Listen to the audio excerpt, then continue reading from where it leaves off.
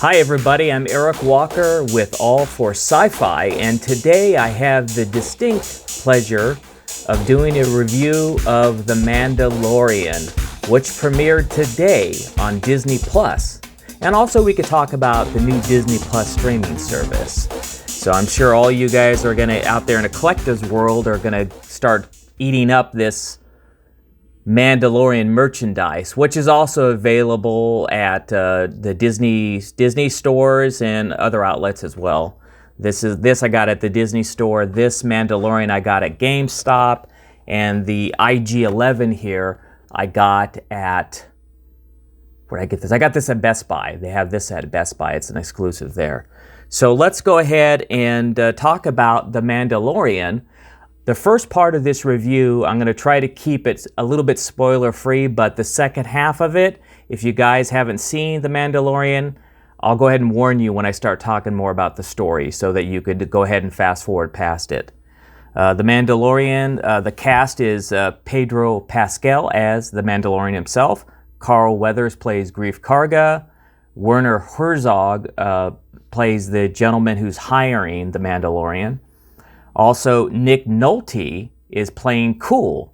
I don't know if I'm saying that name, I'm not pronouncing it correctly.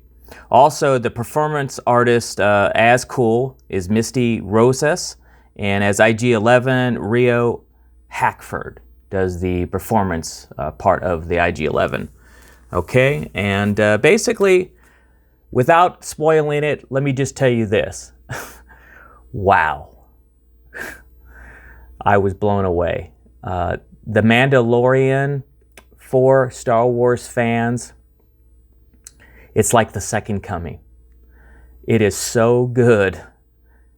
I think it's the best thing I've seen since the original trilogy. It's better than everything. It's better than Rogue One. It's better than Solo.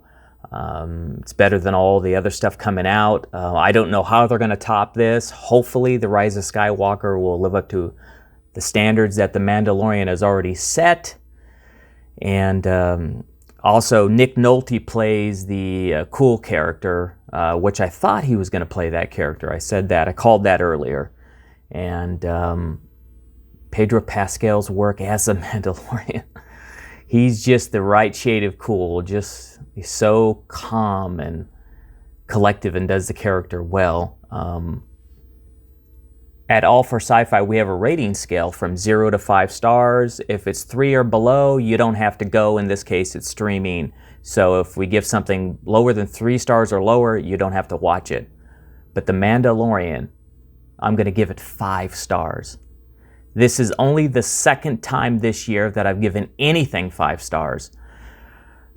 Only Avengers Endgame is the only movie this year that got 5 stars, and as a television series, I am giving The Mandalorian 5 stars. I can't wait to see the next episode. The ending of this episode, they keep talking about that The Rise of Skywalker is going to have an ending that melts our mind.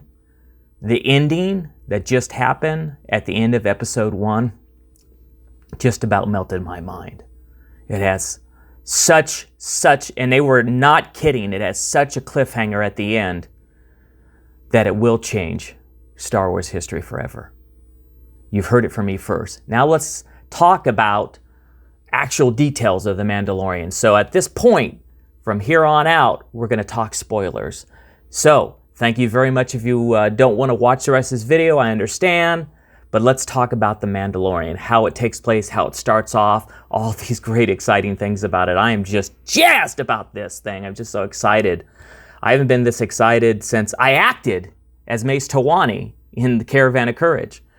Okay, so the biggest thing I enjoyed is right off the bat, Jon Favreau and Dave Filoni gives us a new Star Wars logo right at the beginning. It's beautiful and it's glorious and it has all these strobes and it shows all these classic characters and then it says Star Wars.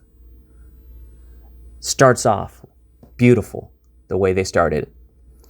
Okay, when the opening scene starts off with the Mandalorian, it looks like he's scouting. He's on a ice planet. Doesn't say the planet. By the way, in the first episode, we're treated to 3 different planets already. 3 planets he goes to in the very first episode. The first planet at the beginning, he's on I'm going to call it Hoth. I don't think it's Hoth, but it's, I need to look it up. If any of you guys could look it up and put in the comments below, if you guys know the name of the planets, please let us all know in the comments section. But it's an ice planet, and he has one of these, I guess a transmitter type finder device, and he's like he's hunting for something. Then we go into this cantina. And right away, inside this cantina, you see all these different creatures. You see a squid-like character. You see this blue fishy thing. You see humans. You even see a human that has no arm and has a robotic arm. Right away in the very beginning, we're already treated with all these different alien creatures, kind of like in Star Wars in the cantina scene. So this blue-like creature is being roughed up by these other kind of like bully type characters. And then the Mandalorian, suddenly the door opens and the Mandalorian comes in and he goes up to the bar. And the very first scene is the scene that we all saw in all the previews, in the little sneak peek on Monday Night Football. This is that scene, and it's right at the very beginning. So you've seen part of this anyway, so it's not too much of a spoiler, but basically, the men are mad that their drink fell, and the barkeeper wants to keep the peace and says, "I'll just give you a free drink on the house." But when the drink gets thrown over to them, the Mandalorian uses it to smash it over one of the guys' heads, and then after that, he has this big fight scene, and he knocks him out really quick, knocks him out, and one of the guys he pulls back in, and the door closes and cuts him in half. You don't actually see him cut in half, but it's implied. And then the Mandalorian after that goes up to this, this very talkative alien creature, blue alien creature. He goes right up to the character and he sits down one of those, hologram projectors, and it shows that that's really his bounty. And at first, the guy's very, appreciative and thank you very much, you saved me from these guys. But then the Mandalorian puts down this chip that says he's wanted. So that's the Mandalorian's bounty. So the guy that was getting beat up is the bounty that the Mandalorian needs to bring in. So he asks the guy, do you want to come in warm or cold? Pedro Pascal, he's just really a cool character. So the guy decides, I guess, he puts the handcuffs on him. The next shot, we see him walking behind the Mandalorian with the handcuffs on. And the guy's very, very talkative. He just won't shut up. And, of course, the Mandalorian's not talking this entire time. And he asks, they walk out to this one area, and he asks for transport, I guess, to get back to his ship. And the first speeder that comes up is a speeder that has a R2 unit that's running it. It's not someone else driving driving the speeder.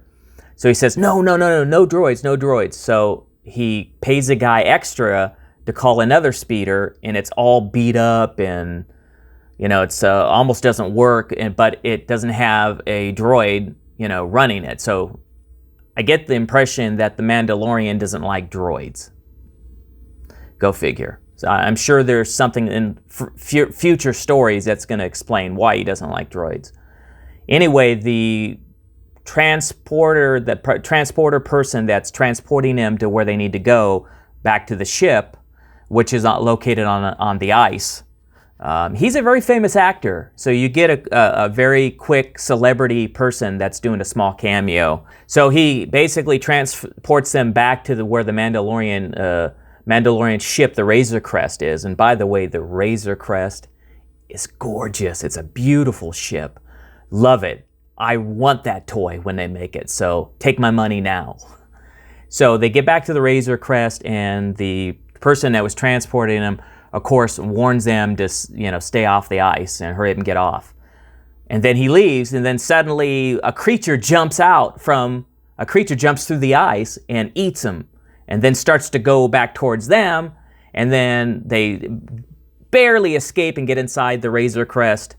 And of course, the talkative blue alien guy says, well, he makes some sort of wisecrack about that's the statement of the millennium, stay off the ice, after he watches them get eaten, which is funny. So it's got comic relief as well. So they take off. Oh, before they take off, that creature grab hold of the Razor Crest and eat it and stop them from going, and they can't lift off. So the Mandalorian has to get out of his seat. He goes back and he grabs the holiday special. It's like a lightning rod thing from the holiday special, and he goes down underneath and he zaps the alien so it stops biting the ship and lets go. So again, we're treated by a great fan favorite from Boba Fett, the holiday special, that little Easter egg there, that lightning rod that he has, and we've all seen it. If you look, you'll see it's right here, the little laser staff thing here, right here. So he takes this and he shoots the alien and they take off. And then as they're traveling, the blue guy won't shut up still and says he has to go to the bathroom and makes some crude statement about, you don't ever want to be around when his species has to go to the bathroom. So that creature just sees himself up and he goes down underneath and he's just a ploy. He's not going to the bathroom. He's just walking around trying to find a way to escape. And as he's talking, we're treated by yet another Easter egg to the Star Wars Holiday Special. He talks, because the blue creature is complaining that now he's been caught, and now he's not going to be able to celebrate Life Day. So Chewbacca's Life Day is referenced in The Mandalorian, so that's another great callback.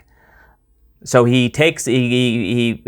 as the guy's saying that, the Mandalorian suddenly shows up as he's looking at all these other bounties that he has. Apparently, when he gets a bounty, when he says, do you want to go warm or cold? The reason why he says cold is because he'll freeze you in carbonate, just like, Han Solo was. Which is cool. So he's looking at all these people, all these other bounties that are frozen in carbonite. And as he's looking at it, the Mandalorian shows up and says, I guess you're not going to be able to celebrate Life Day. And he freezes them in carbonite. So finally got the guy to shut up. The guy wouldn't shut up the whole time. So by the time he does that, it's like, oh, thank God that guy wouldn't shut up. So then now the Mandalorian continues and he goes to this other planet where he lands and he goes through this market area and he goes into another cantina, and that's where Carl Weathers comes in, the Grief Karga, his character. And apparently the Mandalorian is dropping off all his bounties that he's collected, and he says he's got them all. And he wants more work. He wants to make money, so he's asking for more work. And Carl Weathers says that nobody wants to pay. Apparently there's this guild that all these bounty hunters belong to, some sort of a society or guild. And Carl Weathers' character says, well, they don't want to even pay the guild rates. And he offers him some work, and the Mandalorian says, wait a minute, that's not even going to cover my fuel cost. How am I going to make a living? So then Carl Weathers offers him a special job that's kind of off book. And he refers him to the character Werner Herzog plays. He refers him to that character. And so the Mandalorian decides to go and take the referral, and he goes and meets with Werner Herzog. And as he's walking through the marketplace, again, we're treated by creature after creature. We see Jawas, we see other R2 units, and guess what we get to see? We get to see Salacious Crumb, except for, let's call him Barbecue Crumb, because it shows Salacious Crumb turning as he's being barbecued, and then it shows another Salacious Crumb alien character doing that little voice that Mark Dodson does. I'm wondering if Mark Dodson did the voice or they used someone else. I wonder if they went back into the archives and grabbed some of his voice and used it, or he asked him to come back. That'd be a great question from Mark Dotson. Did you do the voice of Salacious Crumb in The Mandalorian? So we see another one that's in the cage getting ready to be barbecued that's crying. So the Mandalorian goes and meets with Werner Herzog. I got to look up the name of that character so that we can reference it later in other reviews. But he meets with them and he offers them as a down payment this bar of Beskar, which I guess is like this special type of Mandalorian steel. And it's like worth more than gold. So he takes it as a down payment. And before he meets with Werner Herzog, we also are treated by, and when he knocks on the door, one of those eyeball things from Return of the Jedi comes out and talks to him. So that's another reference, call back to the original trilogy. And as he's being walked in to meet with that character, a gonk droid, which is so cool. We see a gonk droid take him into the meeting, and when the doors open and he meets with him, there's all these Imperial stormtroopers that are like protecting him. So we get to see there's a really funny quick line with the Imperial stormtroopers where the stormtrooper says, "This is 4-1," and the Mandalorian says, 4-1? I like those odds. Well, he doesn't say it exactly like that, but you get the point.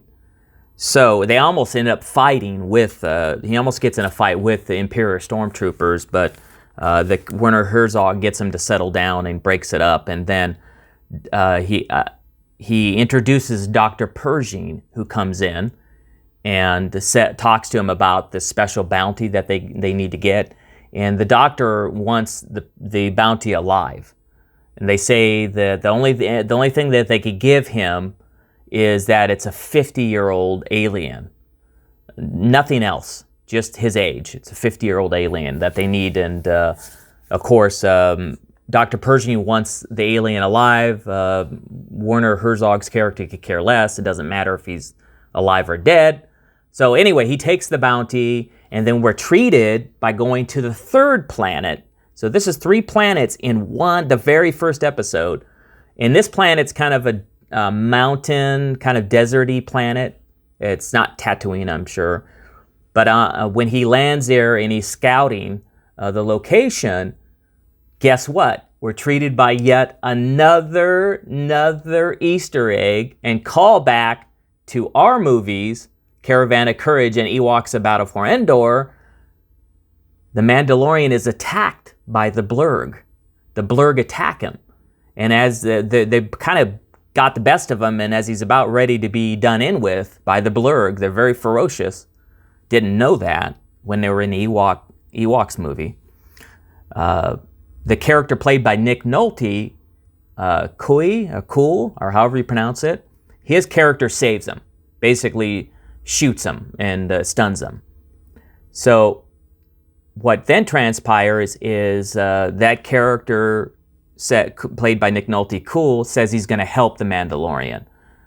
And this character kind of reminded me, he seemed like this very wise elder alien. He kind of reminded me of, doesn't talk like Yoda, but his wisdom kind of reminded me of Yoda. After he speaks and he said what he needed to say, he keeps saying, "I have now spoken." Like, that's it. And he says it like 2 or 3 times.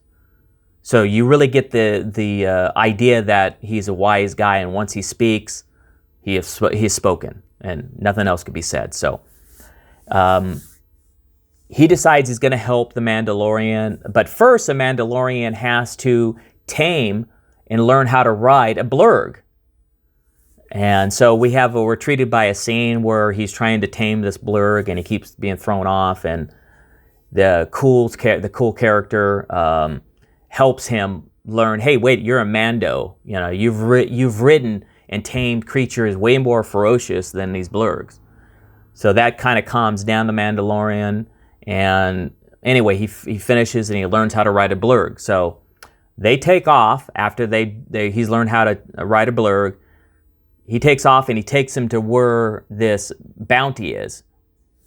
And again, more wise words coming from this character. Again, he reminds me of Yoda, but he doesn't speak like Yoda. But he's a small character, And I was kind of surprised when I was reading that that character was done by a performance artist, because I thought maybe Nick Nolte would have played that character, but he's just the voice. So apparently there is a lot of puppeteering going on in this Mandalorian, a lot, including the IG-11, which I mentioned earlier was played by a character as well, but voiced by somebody else.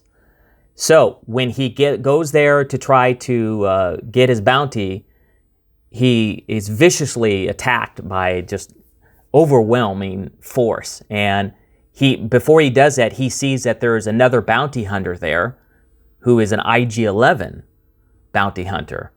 And in the midst of them fighting off these aliens, they decide to team up. And the IG-11 agrees, yeah, let's team up and so we could get this bounty. So this huge battle ensues, and it's a lot of action. Some funny bits as well within the action with the IG unit. And then they finally win the battle, and they go inside, and they're looking around for this bounty. And the IG unit says, the IG-11 says, there is another living presence in here. And they look over, and then there's this capsule that's like a baby capsule. And they go over to open it. The biggest spoilers right here, so stop this video if you don't want to hear this.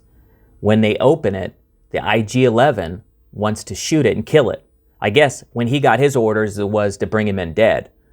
But when the Mandalorian looks at this baby, he says, how can this be? On some species, they age differently, and we all know that. We know that with the Ewoks. We know that with a lot of characters age differently.